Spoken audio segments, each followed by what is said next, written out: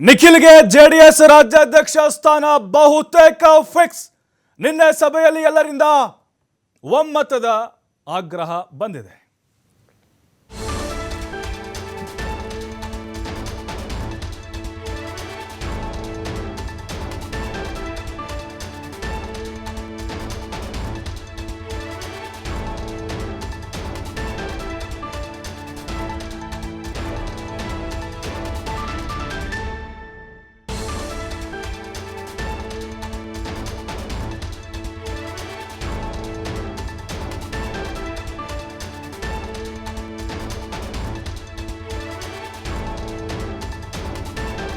Nikhil ಕುಮಾರಸ್ವಾಮಿಗೆ JDS ರಾಜ್ಯಾಧ್ಯಕ್ಷ ಸ್ಥಾನ ಬಹುತೇಕವಾಗಿ ಖಚಿತ ಆಗ್ತಾ ಇದೆ.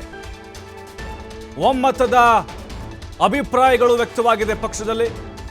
ಹಾಲಿ ಮಾಜಿ ಶಾಸಕರಿಂದ ನಿಖಿಲ್ ಕುಮಾರಸ್ವಾಮಿ ಹೆಸರು ಸೂಚಿಸಲಾಗಿದೆ. ನಿನ್ನೆಯ ಸಭೆಯಲ್ಲಿ ಒಮ್ಮತದ ಆಗ್ರಹಕ್ಕೆ ಜೆಡಿಎಸ್ ವರಿಷ್ಠ ಎಚ್ ಡಿ ದೇವೇಗೌಡರು ಕೂಡ ಅಸ್ತು ಅಂತ ಹೇಳಿದ್ದಾರೆ. ಮಾರ್ಚ್ನಲ್ಲಿ ಅಧ್ಯಕ್ಷ ಸ್ಥಾನಕ್ಕೆ ಚುನಾವಣೆ ನಡೆಯುತ್ತೆ. ಈಗಿನಿಂದಲೇ ನಿಖಿಲ್ ಮುಂದಾಳತ್ವದಲ್ಲಿ ಸಂಘಟನೆ ಮಾಡಿ ಅಂತೇಳಿ ದೇವೇಗೌಡರು ಸೂಚನೆ ಕೊಟ್ಟಿದ್ದಾರೆ. ನಿಖಿಲ್ ನೇತೃತ್ವದಲ್ಲಿ ಮುನ್ನಡೆಯೋಣ ಅನ್ನುವಂಥ ಒಂದು ಸಂದೇಶ ರವಾನೆ ಆಗಿದೆ. ಮಾರ್ಚ್ನಲ್ಲಿ ನಿಖಿಲ್ ಜೊತೆಗೂಡಿ ದೇವೇಗೌಡರು ರಾಜ್ಯ ಪ್ರವಾಸವನ್ನು ಕೈಗೊಳ್ಳುತ್ತಾರೆ. ನೋಡಿ, ಚುನಾವಣೆ ಅದು ಕೇವಲ ಒಂದು ಫಾರ್ಮಾಲಿಟೀಸ್ಗೋಸ್ಕರ ಅಷ್ಟೇ. ಬಟ್ ಬಹುತೇಕವಾಗಿ ನಿಖಿಲ್ ಕುಮಾರಸ್ವಾಮಿಯವರು ರಾಜ್ಯಾಧ್ಯಕ್ಷರಾಗುವಂಥ ಸಾಧ್ಯತೆಗಳು 99% ಅಂತ ಹೇಳಲಾಗ್ತಾ ಇದೆ. ಕುಮಾರಸ್ವಾಮಿಯವರು ಅದರ ಬಗ್ಗೆ ಯಾವುದೇ ರಿಯಾಕ್ಟ್ ಮಾಡ್ತಾ ಇಲ್ಲ ಅವರು. ಆದರೆ ಪಕ್ಷದ ಹಿತದೃಷ್ಟಿಯಿಂದ ನಿಖಿಲ್ ಅವ್ರನ್ನ ಮಾಡಿದರೆ ಒಳ್ಳೆಯದು ಅನ್ನುವಂಥ ಅಭಿಪ್ರಾಯ ಪಕ್ಷದ ಮುಖಂಡರದ್ದಾಗಿದೆ. ಯಾಕೆ ಹಾಗಾದರೆ ನಿಖಿಲ್ ಆಯ್ಕೆ? ಇಲ್ಲಿ ಯುವಕರಿದ್ದಾರೆ, ಸಂಘಟನೆ ಮಾಡುವಂಥ ಒಂದು ಸಾಮರ್ಥ್ಯ ಇದೆ, ಪ್ರವಾಸ ಮಾಡುವಂತಹ ಶಕ್ತಿ ಇದೆ. ಕುಮಾರಸ್ವಾಮಿಯವರು ಕೇಂದ್ರ ಸಚಿವರಾಗಿದ್ದಾರೆ, ಹಾಗಾಗಿ ಅವ್ರಿಗೆ ಟೈಮ್ ಕೊಡಲಿಕ್ಕೆ ಆಗೋದಿಲ್ಲ. ಈ ಸಂದರ್ಭದಲ್ಲಿ ಪಕ್ಷಕ್ಕೆ ಒಂದು ಟಾನಿಕ್ ಬೇಕಾಗಿದೆ, ಬೂಸ್ಟ್ ಕೊಡಬೇಕಾಗಿದೆ.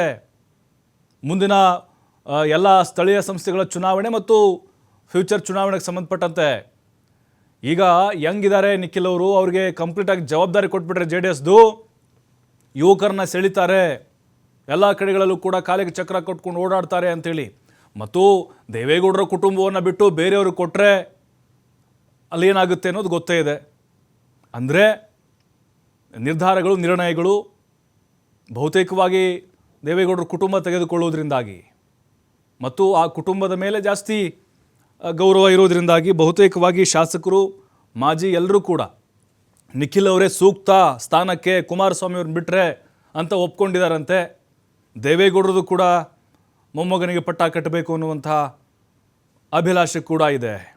ಹಾಗಾಗಿ ಎಲ್ಲ ಕಾರಣಗಳಿಗೋಸ್ಕರ ನಿಖಿಲ್ ಅವ್ರನ್ನೇ ಆಯ್ಕೆ ಮಾಡಬೇಕು ಅನ್ನುವಂಥ ಸಾಧ್ಯತೆಗಳು. ಅಂದರೆ ಈಗ ದೇವೇಗೌಡರ ಕುಟುಂಬದವರು ಮೊಮ್ಮಗ ಅಂತ ಅಲ್ಲ, ಜೊತೆಗೆ ಎಬಿಲಿಟಿ, ಅರ್ಹತೆ, ಯೋಗ್ಯತೆ ಎಲ್ಲವೂ ಕೂಡ ಇಟ್ಕೊಂಡು ಅವ್ರನ್ನ ಫೈನಲ್ ಆಗಿ ಆಯ್ಕೆ ಮಾಡುವಂತಹ ಸಾಧ್ಯತೆಗಳು ದಟ್ಟವಾಗಿದ್ದಾವೆ. ಮತ್ತಷ್ಟು ಮಾಹಿತಿ ಎಲ್ ಎನ್ ಸ್ವಾಮಿ ನೀಡ್ತಾರೆ. ಎಲ್ ಎನ್ ಸ್ವಾಮಿ, ಕುಮಾರಸ್ವಾಮಿಯವರು ಕೇಂದ್ರ ಸಚಿವರಾಗಿ ಬ್ಯುಸಿ ಆಗಿರೋದ್ರಿಂದಾಗಿ ಇಲ್ಲಿ ಗಮನ ಕೊಡೋಕ್ಕಾಗ್ತಾಯಿಲ್ಲ ಸಂಘಟನೆಗೆ. ಹಾಗಾಗಿ ನಿಖಿಲ್ ಅವ್ರನ್ನ ಆಯ್ಕೆ ಮಾಡಬೇಕು ರಾಜ್ಯಾಧ್ಯಕ್ಷ ಸ್ಥಾನಕ್ಕೆ ಅನ್ನುವಂಥ ಚರ್ಚೆಗಳು ಎಷ್ಟರ ಮಟ್ಟಿಗೆ ಇದು ಸಾಧ್ಯ ಆಗುತ್ತೆ ಮತ್ತು ಯಾವ ಕಾರಣಕ್ಕೆ ಅವರಿಗೆ ಈ ಒಂದು ಅವಕಾಶ ಕೊಡುವಂಥ ಸಾಧ್ಯತೆಗಳಿದ್ದಾವೆ? ಒಮ್ಮತದ ಅಭಿಪ್ರಾಯಕ್ಕೆ ಬಂದಿದೆಯಾ ಹೇಗೆ? ಖಂಡಿತ ಪ್ರಭು, ಈಗಾಗಲೇ ಜೆಡಿಎಸ್ ರಾಜ್ಯಾಧ್ಯಕ್ಷರ ಪಟ್ಟವನ್ನ ನೂತನ ನಾಯಕರಿಗೆ ಕೊಡಬೇಕು ಅನ್ನೋದು ಸಾಕಷ್ಟು ಚರ್ಚೆ ಆಗ್ತಾ ಇದೆ. ಯಾಕೆಂದ್ರೆ ಒಂದು ಕಡೆ ಕೇಂದ್ರ ಸಚಿವರು ಆಗಿದ್ದಾರೆ ಹಾಗೂ ರಾಜ್ಯ ಜೆಡಿಎಸ್ ಅಧ್ಯಕ್ಷರು ಕುಮಾರಸ್ವಾಮಿ ಆಗಿದ್ದಾರೆ. ಹಾಗಾಗಿ ಕೇಂದ್ರದಲ್ಲಿ ಕೆಲಸದ ಒತ್ತಡ ಹೆಚ್ಚಾಗಿರೋದ್ರಿಂದ ಇಲ್ಲಿ ಪಕ್ಷ ಸಂಘಟನೆ ಹಾಗೂ ಪಕ್ಷದ ಒಂದು ಪಕ್ಷವನ್ನ ಒಂದು ಕಟ್ಟಬೇಕಾದ್ರೆ ಸಾಧ್ಯ ಆಗ್ತಾ ಇಲ್ಲ ಅನ್ನೋ ವಿಚಾರವನ್ನ ಇಟ್ಕೊಂಡು ಹೊಸಬರಿಗೆ ಅವಕಾಶ ಕೊಡಬೇಕು ಅನ್ನೋದು ಕೂಡ ಈಗ ಚರ್ಚೆ ಆಗ್ತಾ ಇರೋದು. ಅದರಲ್ಲೂ ಈಗ ಸಾಮರ್ಥ್ಯ ಉಳ್ಳಂತಹ ಹಾಗೂ ಪಕ್ಷ ಸಂಘಟನೆ ಹಾಗೂ ನಾಯಕರನ್ನ ಒಮ್ಮತದಲ್ಲಿ ತೆಗೆದುಕೊಂಡು ಹೋಗುವಂತಹ ಅಭ್ಯರ್ಥಿ ನಾಯಕರಿಗೆ ಪಟ್ಟ ಕಟ್ಟಬೇಕು ಅನ್ನೋದು ಈಗ ಜೆಡಿಎಸ್ ವರಿಷ್ಠರ ಮುಂದೆ ಇರುವಂತ ಒಂದು ದೊಡ್ಡ ಸವಾಲು. ಹೀಗಾಗಿ ನಿನ್ನೆ ನಡೆದಂತ ಒಂದು ಜೆಡಿಎಸ್ ನಾಯಕರ ಸಭೆಯಲ್ಲೂ ನಿಖಿಲ್ ಕುಮಾರಸ್ವಾಮಿ ಅವರ ಒಂದು ಹೆಸರು ಬಹುತೇಕವಾಗಿ ಚರ್ಚೆ ಆಗ್ತಾ ಇದೆ. ಆದ್ರೆ ಒಂದು ಕಡೆ ಜಿಲ್ಲಾ ಹಾಗೂ ತಾಲೂಕು ಅಧ್ಯಕ್ಷರ ಒಂದು ಚುನಾವಣೆ, ಅಂದ್ರೆ ಪಕ್ಷದ ಆಂತರಿಕ ಚುನಾವಣೆ ನಡೆಯಲಿ, ಆ ನಂತರ ಅದರ ಮೂಲಕ ಅಧ್ಯಕ್ಷರ ಸ್ಥಾನ ಆಯ್ಕೆ ಆಗ್ಲಿ ಅನ್ನೋದು ಕೂಡ ಒಂದು ಕಡೆ ಚರ್ಚೆ ಆಗಿದ್ರೆ, ಅದೇ ಮತ್ತೊಂದು ಕಡೆ ನಿಖಿಲ್ ಕುಮಾರಸ್ವಾಮಿ ಅವರಿಗೆ ಪಟ್ಟ ಕಟ್ಟೋದಕ್ಕೆ ಮಾಜಿ ಪ್ರಧಾನಿ ದೇವೇಗೌಡರು ಕೂಡ ಸೂಚನೆ ಕೊಟ್ಟಿರುವಂತದ್ದು. ಒಂದು ಕಡೆ ಈಗಾಗ್ಲೇ ಸಾಕಷ್ಟು ಮಾಜಿ ಶಾಸಕರು ಹಾಗೂ ಹಾಲಿ ಶಾಸಕರು ಸೇರಿದಂತೆ ಪಕ್ಷದ ಪ್ರಮುಖ ಹಿರಿಯ ನಾಯಕರು ನಿಖಿಲ್ ಕುಮಾರಸ್ವಾಮಿ ಪರ ಒಲವನ್ನು ತೋರಿಸಿದ್ದಾರೆ. ಈಗಾಗಲೇ ನಿಖಿಲ್ ಕುಮಾರಸ್ವಾಮಿ ಅವರು ಪಕ್ಷ ಸಂಘಟನೆ ಮಾಡ್ತಾ ಇದ್ದಾರೆ, ಯುವಕರಾಗಿದ್ದಾರೆ. ಹಾಗಾಗಿ ಅವ್ರಿಗೆ ಪಕ್ಷದ ಜವಾಬ್ದಾರಿಯನ್ನು ಕೊಡಬೇಕು, ಈಗಲಿಂದಲೇ ಪಕ್ಷದ ಒಂದು ಸಂಘಟನೆ ಮಾಡಬೇಕು.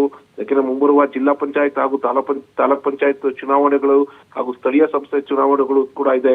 ಹಾಗಾಗಿ ಅಲ್ಲಿ ಈಗಿಂದಲೇ ನಾವು ಪಕ್ಷ ಸಂಘಟನೆಗೆ ಓಡಾಡದಂತ ಸಂದರ್ಭದಲ್ಲಿ ಪಕ್ಷದ ಮುಂದಾಳತ್ವವನ್ನು ವಹಿಸ್ಕೊಂಡಂತ ಸಂದರ್ಭದಲ್ಲಿ ಪಕ್ಷಕ್ಕೆ ಇನ್ನಷ್ಟು ಹಿಡಿತ ಸಿಗುತ್ತೆ, ಮುನ್ನಡೆಯನ್ನು ಸಾಧಿಸಬಹುದು ಎಂಬ ಲೆಕ್ಕಾಚಾರವನ್ನು ಈಗಾಗಲೇ ಜೆಡಿಎಸ್ ನಾಯಕರು ಹಾಕಿಕೊಂಡಿರುವಂತದ್ದು. ಈ ಹಿನ್ನೆಲೆಯಲ್ಲಿ ಪಕ್ಷ ಸಂಘಟನೆಗಾಗಿ ರಾಜ್ಯ ಪ್ರವಾಸಕ್ಕೂ ಮಾಜಿ ಪ್ರಧಾನಿ ದೇವೇಗೌಡರು ಸೂಚನೆ ಕೊಟ್ಟಿರುವಂತದ್ದು. ಅಂದ್ರೆ ನಾನು ಕೂಡ ರಾಜ್ಯ ಪ್ರವಾಸ ಮಾಡ್ತೀನಿ, ನಿಖಿಲ್ ಕುಮಾರಸ್ವಾಮಿ ಜೊತೆ ಇರ್ತೀನಿ, ಕೈ ಜೋಡಿಸ್ತೀನಿ, ನಾವಿಬ್ರು ಕೂಡ ರಾಜ್ಯಾದ್ಯಂತ ಪ್ರವಾಸ ಮಾಡಿ ಪಕ್ಷ ಸಂಘಟನೆ ಮಾಡ್ತೀವಿ. ಹಾಗಾಗಿ ನಿಖಿಲ್ ಕುಮಾರಸ್ವಾಮಿ ಅವರಿಗೆ ಬಹುತೇಕವಾಗಿ ರಾಜ್ಯಾಧ್ಯಕ್ಷರ ಒಂದು ಪಟ್ಟ ಕಟ್ಟೋಣ. ಅದು ಈ ಮಾರ್ಚ್ ಆಂತರಿಕ ಚುನಾವಣೆ ನಡೆದ್ರು ಕೂಡ ಅಲ್ಲಿವರೆಗೂ ನಿಖಿಲ್ ಕುಮಾರಸ್ವಾಮಿ ಅವರ ಸಾರಥ್ಯದಲ್ಲಿ ನಡೀಲಿ, ಪಕ್ಷ ಸಂಘಟನೆ ಆಗ್ಲಿ, ನಾನು ಕೂಡ ಪಕ್ಷ ಸಂಘಟನೆಗೆ ಮುಂದಾಗ್ತಾನೆ. ಜೊತೆಗೆ ಈಗೇನು ಮಾಜಿ ಶಾಸಕರು ಇರ್ಬೋದು ಅಥವಾ ಪಕ್ಷದಿಂದ ಅಂತರ ಕಾಪಾಡಿಕೊಂಡಂತ ನಾಯಕರನ್ನು ಪಕ್ಷಕ್ಕೆ ಕರ್ಕೊಂಡು ಬಂದು ಮತ್ತೆ ಅವರಿಗೆ ಜವಾಬ್ದಾರಿಯನ್ನ ನೀಡಿ ಇನ್ನಷ್ಟು ಸ್ಥಳೀಯ ಮಟ್ಟವಾಗಿ ಬೂತ್ ಹಾಗೂ ತಾಲೂಕು ಮಟ್ಟದಲ್ಲಿ ಜಿಲ್ಲಾ ಮಟ್ಟದಲ್ಲಿ ಪಕ್ಷವನ್ನ ಸಂಘಟನೆ ಮಾಡಬೇಕು ಅನ್ನೋದು ನಿನ್ನೆ ಸಭೆಯಲ್ಲಿ ಚರ್ಚೆ ಆಗಿರುವಂತದ್ದು. ಹಾಗಾಗಿ ಎಲ್ಲರೂ ಕೂಡ ಒಮ್ಮತದಿಂದ ನಿಖಿಲ್ ಕುಮಾರಸ್ವಾಮಿ ಅವರ ಪರ ಒಲವನ್ನು ತೋರಿಸಿದ್ದಾರೆ. ಅದೇ ಮುಂದೆ ಆಂತರಿಕ ಚುನಾವಣೆ ಮಾಡೇ ನಾವು ರಾಜ್ಯಾಧ್ಯಕ್ಷ ಪಟ್ಟವನ್ನ ವಹಿಸ್ಕೋಬೇಕು. ಅದರಲ್ಲೂ ಕೂಡ ಅಂದ್ರೆ ಜಿಲ್ಲಾ ಅಧ್ಯಕ್ಷರು ಹಾಗೂ ತಾಲೂಕ್ ಅಧ್ಯಕ್ಷರು ಆಂತರಿಕ ಒಂದು ಚುನಾವಣೆಯ ಮೂಲಕ ಅಧ್ಯಕ್ಷ ಪಟ್ಟವನ್ನು ಆಯ್ಕೆ ಮಾಡಬೇಕು ಅನ್ನೋದು ನಿಖಿಲ್ ಕುಮಾರಸ್ವಾಮಿ ಹಾಗೂ ಇನ್ನಿತರ ನಾಯಕರ ಒಲವಾದ್ರೆ, ಅದು ದೇವೇಗೌಡರು ಸೂಚನೆ ಕೊಟ್ಟಿರಂತೆ ಪಕ್ಷ ಚುನಾವಣೆ ಕಡೆ ಚುನಾವಣೆ ನಡೆಯಲಿ, ಅಲ್ಲಿವರೆಗೂ ಪಕ್ಷ ಸಂಘಟನೆಯನ್ನ ನಿಖಿಲ್ ಕುಮಾರಸ್ವಾಮಿ ಅವರ ಮುಂದಾಳತ್ವದಲ್ಲಿ ಹಾಗೂ ನಾನು ರಾಜ್ಯಾದ್ಯಂತ ಪ್ರವಾಸ ಮಾಡಿ ಪಕ್ಷ ಸಂಘಟನೆ ಮಾಡಬೇಕು. ಜೊತೆಗೆ ಶಾಸಕರು ಸೇರಿದಂತೆ ಮಾಜಿ ಶಾಸಕರು, ಮಾಜಿ ಸಚಿವರು ಎಲ್ಲರೂ ಕೂಡ ಇದರಲ್ಲಿ ಕೈ ಜೋಡಿಸಿ ಪಕ್ಷದತ್ತ ಹೆಚ್ಚಿನ ಒಲವು ಕೊಡಬೇಕು ಅನ್ನೋದು ಸೂಚನೆ ಕೊಟ್ಟಿರುವಂತದ್ದು. ಪ್ರಭು ಎಲ್.ಎನ್. ಸ್ವಾಮಿ, ಈಗ ಪಕ್ಷದ ಭವಿಷ್ಯದ ದೃಷ್ಟಿಯಿಂದ, ಯಾಕಂದ್ರೆ ಕೆಲವು ಕಡೆ ಅಳಿವು ಉಳಿವಿನ ಹೋರಾಟ ನಡೀತಾ ಇದೆ, JDSನದ್ದು ಅಸ್ತಿತ್ವನೇ ಇಲ್ಲ. ಹಾಗಾಗಿ ಮುಂದಿನ ನಾಯಕತ್ವಕ್ಕಾಗೂ ಕೂಡ ಇದೊಂದು ರೀತಿ ಉತ್ತಮ ಆಯ್ಕೆ ಅಂತ ಚರ್ಚೆಗಳಾಗ್ತಾ ಇರ್ಬೋದಾ JDSನಲ್ಲಿ? ಖಂಡಿತ ಪ್ರಭು, ಈಗಾಗಲೇ 18 ಜನ ಶಾಸಕರಲ್ಲಿ ಒಂದಿಷ್ಟು ಅಸಮಾಧಾನಗಳು ಇದೆ ಅನ್ನೋದು ಮೇಲ್ನೋಟಕ್ಕೆ ಬೇಕಾಗ್ತಾ ಇದೆ. ಒಂದು ಕಡೆ ಹಿರಿಯ ಶಾಸಕರಾದಂತ GT ದೇವೇಗೌಡರು ಪಕ್ಷದಿಂದ ಅಂತರವನ್ನ ಕಾಪಾಡ್ಕೊಳ್ತಾ ಇದ್ದಾರೆ. ಮತ್ತೊಂದು ಕಡೆ ಶಾಸಕಾಂಗ ಪಕ್ಷದ ನಾಯಕರ ಬಗ್ಗೆ ಕೂಡ ಸಾಕಷ್ಟು ಅಸಮಾಧಾನ ಕೆಲ ನಾಯಕರು ಹೊರಹಾಕಿದ್ರು. ಈ ಕಾರಣದಿಂದಲೇ ಕೇಂದ್ರ ಸಚಿವ ಕುಮಾರಸ್ವಾಮಿ ಅವ್ರಿಗೂ ಕೂಡ ದೂರನ್ನ ನೀಡಿದ್ರು. ಆದ್ರೆ ಈಗ ಎಲ್ಲವೂ ಕೂಡ ಶಮನ ಆಗುತ್ತೆ, ಶಾಸಕರನ್ನ ವಿಶ್ವಾಸಕ್ಕೆ ತೆಗೆದುಕೊಳ್ತೀವಿ ಅನ್ನೋದು ಒಂದು ಕಡೆ ಆದ್ರೆ, ಮತ್ತೊಂದು ಕಡೆ GT ದೇವೇಗೌಡರು ಜೊತೆ ನಾನೇ ಖುದ್ದು ಮಾತಾಡ್ತೀನಿ ಅನ್ನೋದು ಕೂಡ ಮಾಜಿ ಪ್ರಧಾನಿ ದೇವೇಗೌಡರು ಹೇಳಿರುವಂತದ್ದು. ಅಂದ್ರೆ ಸಾಕಷ್ಟು ದಿನಗಳಿಂದ ಅಂತರವನ್ನ ಕಾಪಾಡ್ಕೊಳ್ತಾ ಇದ್ದಾರೆ, ಪಕ್ಷದ ಯಾವುದೇ ಒಂದು ಕಾರ್ಯಕ್ರಮಗಳಾಗಲಿ ಚಟುವಟಿಕೆಯಾಗಲಿ ಭಾಗಿಯಾಗ್ತಾ ಇಲ್ಲ. ಹಾಗಾಗಿ GT ದೇವೇಗೌಡರ ಮನಸ್ತಾಪ ಏನೇ ಇದ್ರು ನಾನು ಮಾತುಕತೆ ಮಾಡ್ತೀನಿ, ಅವ್ರ ಜೊತೆ ನಾನೇ ಹೋಗಿ ಒಂದು ಚರ್ಚೆ ಮಾಡ್ತೀನಿ ಅನ್ನೋದು ಕೂಡ ದೇವೇಗೌಡರು ಹೇಳಿರುವಂತದ್ದು. ಅಂದ್ರೆ ಒಂದು ಕಡೆ ಪಕ್ಷದ ಅಲ್ಲಿ ಇರುವಂತಹ ನಾಯಕರ ಅಸಮಾಧಾನಗಳನ್ನು ಸಂಪೂರ್ಣ ಬದಿಗೊತ್ತಿ ಎಲ್ಲದಕ್ಕೂ ಕೂಡ ಬ್ರೇಕ್ ಹಾಕಿ ಎಲ್ಲರನ್ನು ಒಮ್ಮತದಿಂದ ಒಂದೇ ವೇದಿಕೆಯ ಮೇಲಿದ್ದು ಶಕ್ತಿ ಪ್ರದರ್ಶನ ಮಾಡಿ ಪಕ್ಷ ಸಂಘಟನೆಗೆ ಇನ್ನಷ್ಟು ಒತ್ತು ಕೊಡಬೇಕು ಅನ್ನೋದು. ಯಾಕೆಂದ್ರೆ ಈಗಾಗಲೇ ಹಲವು ತಿಂಗಳಿಂದ ಆಪರೇಷನ್ JDS ಅಂದ್ರೆ JDS ಶಾಸಕರು ಕಾಂಗ್ರೆಸ್ಗೆ ತೆರಳ್ತಾರೆ, ಸತತವಾಗಿ ಸಂಪರ್ಕದಲ್ಲಿದ್ದಾರೆ. 8 ಜನ ಶಾಸಕರು ಕಾಂಗ್ರೆಸ್ಗೆ ಬರ್ತಾರೆ ಅನ್ನೋದು ಕೂಡ ಸಾಕಷ್ಟು ನೇರವಾಗಿ ಪರೋಕ್ಷವಾಗಿ ಕೂಡ ಹೇಳಿರುವಂತದ್ದು. ಹಾಗಾಗಿ ಎಲ್ಲದಕ್ಕೂ ಫುಲ್ ಸ್ಟಾಪ್ ಹಾಕ್ಬೇಕು, ಪಕ್ಷವನ್ನ ಒಮ್ಮತದಿಂದ ಅಸಮಾಧಾನಕ್ಕೆ ಬ್ರೇಕ್ ಹಾಕಿ ಎಲ್ಲರನ್ನು ಕೂಡ ಆ ಒಮ್ಮತದಿಂದ ತೆಗೆದುಕೊಂಡು ಹೋಗ್ಬೇಕು ಅನ್ನೋದು ದೇವೇಗೌಡರು ಕೊಟ್ಟಿರುವಂತ ಒಂದು ಸೂಚನೆ. ಈ ಹಿನ್ನೆಲೆಯಲ್ಲಿ ಪಕ್ಷದ ಭವಿಷ್ಯ, ಸಂಘಟನೆ ಹಾಗೂ ನಾಯಕತ್ವ 3 ವಿಚಾರಗಳನ್ನ ಇಟ್ಕೊಂಡು ಪಕ್ಷವನ್ನ ಭದ್ರ ಬುನಾದಿಯನ್ನ ಹಾಕ್ಬೇಕು. ಯಾಕೆಂದ್ರೆ ಜಿಲ್ಲಾ ಪಂಚಾಯತ್ ಹಾಗೂ ತಾಲೂಕ್ ಪಂಚಾಯತ್ ಚುನಾವಣೆಗಳು ಬರ್ತಾ ಇದೆ. ಕಳೆದ ಬೈ ಎಲೆಕ್ಷನ್ ಅಲ್ಲಿ ಕೂಡ ಅಂದುಕೊಂಡಷ್ಟು ಚನ್ನಪಟ್ಟಣದಲ್ಲಿ ಯಶಸ್ಸು ಸಾಧಿಸಿಲ್ಲ.